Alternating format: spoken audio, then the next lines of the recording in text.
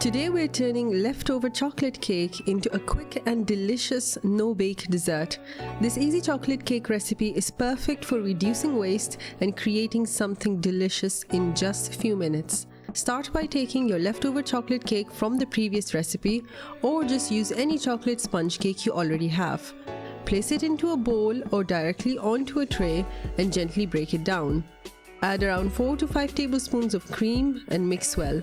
Then press the mixture down firmly into the pan to create an even base layer.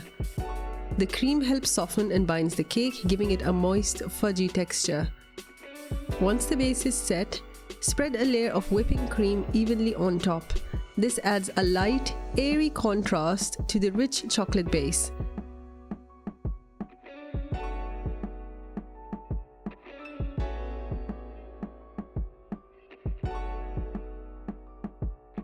Sprinkle some extra cake crumbs over the whipped cream layer for added texture and a simple decorative finish. Place the dessert into the refrigerator and let it chill until firm. Once set, cut it into squares or slices and serve chilled.